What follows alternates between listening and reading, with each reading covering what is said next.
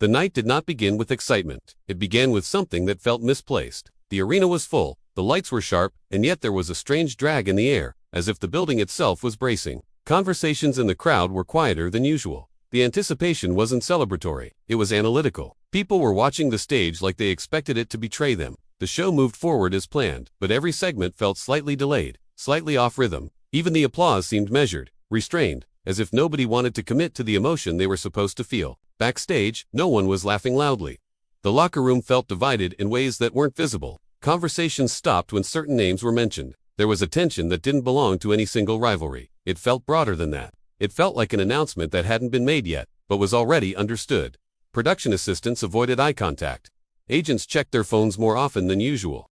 Nobody said it directly, but the unease was specific. It had a name, and that name was moving quietly through the building hours before the cameras ever caught it. The commentators tried to maintain normalcy, but even their voices carried hesitation.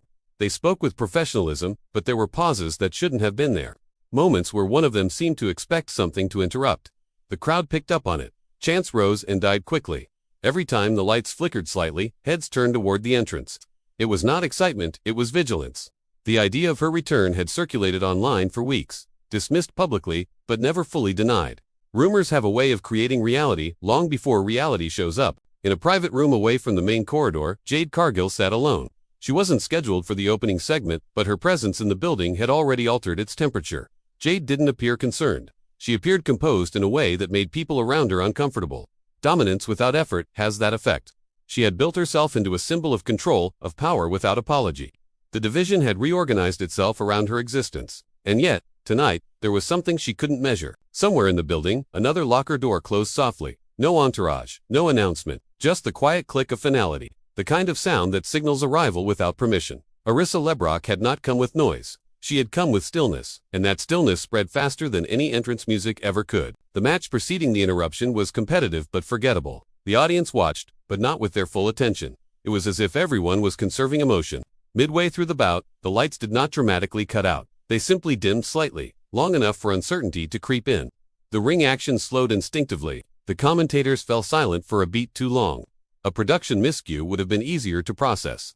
This felt intentional. There was no music at first. That was the most unsettling part. The entrance ramp remained empty, but the camera caught faces in the crowd scanning upward. Then, slowly, deliberately, a single spotlight formed near the stage entrance. No explosive reaction, no scream. Just a ripple of confused murmuring that rolled through the arena like a warning. Arissa stepped into the light without theatrics. No dramatic pose, no forced aggression. She walked forward with the calm of someone who had already decided the outcome of a conversation no one else knew they were in. Her expression wasn't angry. It wasn't triumphant. It was focused.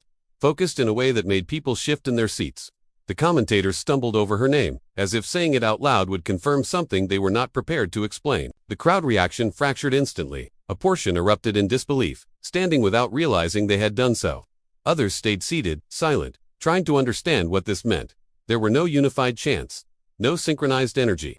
It felt like an intrusion rather than a return. As Arissa walked down the ramp, her pace remained slow, deliberate, heavy. Each step felt calculated, like she was measuring the distance, not just to the ring, but to everyone watching. In the ring, the competitors had stopped entirely. The referee didn't call for a bell. No one gave direction. The company had not prepared for this moment publicly, and it showed. Arissa climbed the steps without breaking eye contact with the ring. She entered between the ropes without flourish. Silence deepened. The shift was immediate. Jade emerged, not with panic, but with command. Her presence alone rebalanced the visual hierarchy of the arena. She stood at the top of the ramp, arms relaxed at her sides, expression unreadable.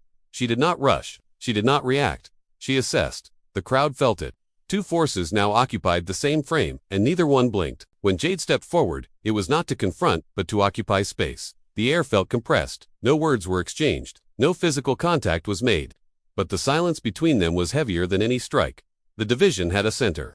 Now it had tension. The show ended without resolution. That was the most unsettling choice of all. No match was made official.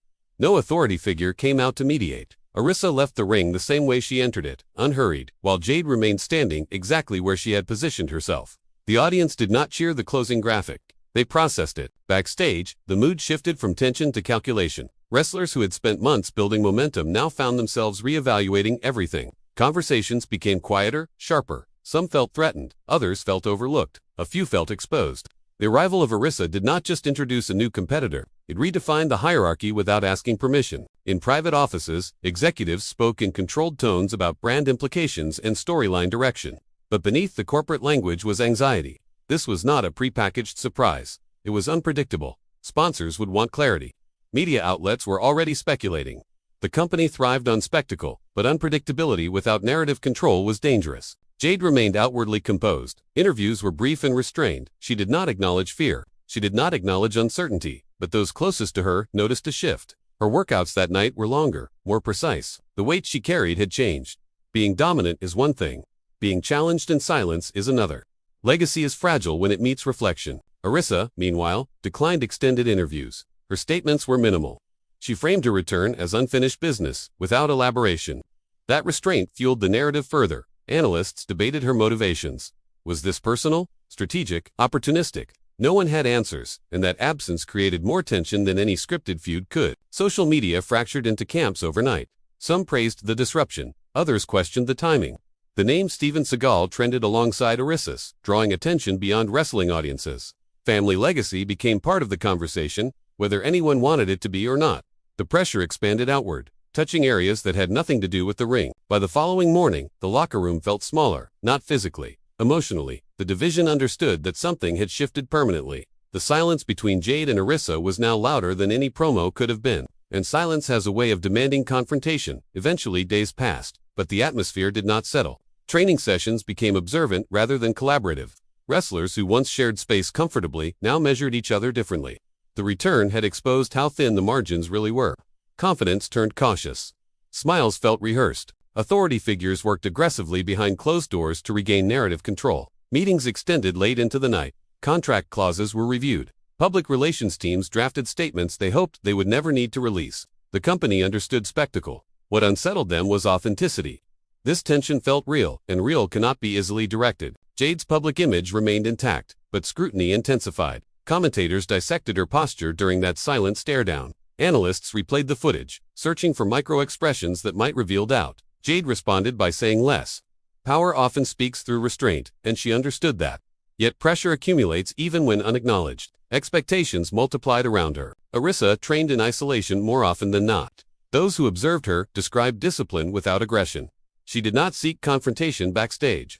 She did not initiate conflict. That made her more difficult to predict. The unknown is harder to counter than open hostility. Her presence alone disrupted routines. The media narrative expanded beyond wrestling. Discussions about lineage, expectation, and inherited identity surfaced repeatedly.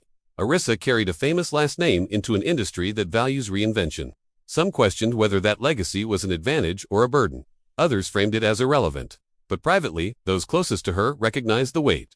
A famous father creates both opportunity and shadow. Navigating that balance under global scrutiny adds pressure invisible to cameras. Meanwhile, Jade's dominance was no longer unquestioned, not because she had faltered, but because silence had introduced possibility. Fans debated outcomes weeks before any match was announced. That anticipation carried stress. The division's equilibrium had been disturbed, and uncertainty has consequences. What made it heavier was the lack of hostility. No insults, no ambush, just acknowledgement. Two competitors occupying the same space with unspoken understanding. It forced everyone else to confront their own insecurity. If the top could be unsettled without violence, what did that mean for everyone beneath them? The official announcement finally came days later. A match would happen. Not immediately, not impulsively. It would be scheduled with intent. That decision did little to calm the tension. If anything, it extended it. Waiting allows doubt to grow roots. In the weeks that followed, both women appeared in controlled segments. No shouting, no chaos. Their proximity alone was enough. The crowd reaction evolved from shock to fixation. Every movement was scrutinized. Every glance interpreted.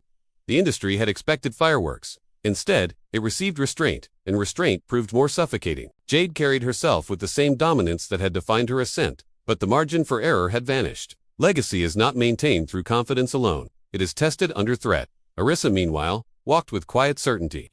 She did not attempt to outshine. She did not attempt to intimidate. She simply existed within the same frame, and that coexistence generated tension no script could fabricate. Behind the scenes, younger wrestlers questioned their trajectories. If this match redefined the division, where would that leave them? Agents reassured talent with measured optimism, but ambition is sensitive to hierarchy shifts. Careers can pivot on a single outcome. Public debate intensified as the match approached. Some argued that Jade represented earned dominance. Others insisted Arissa embodied unfinished potential. The conversation grew larger than competition. It became about identity, expectation, and whether legacy must be defended or reclaimed. On the night before the contract signing, neither woman addressed the audience directly. They stood across from each other once more, expression steady, posture grounded. The silence between them felt different now, less shocking, more deliberate. It carried consequence. This was not just a comeback, it was a recalibration. The industry had been comfortable in its structure. Now it faced uncertainty without theatrics to cushion it. The question was no longer who would win. The deeper question was what the division would become afterward. Because when two forces meet without fear, without spectacle, and without apology, something changes permanently. And if dominance can be challenged through silence alone, what does that say about the foundation it was built on?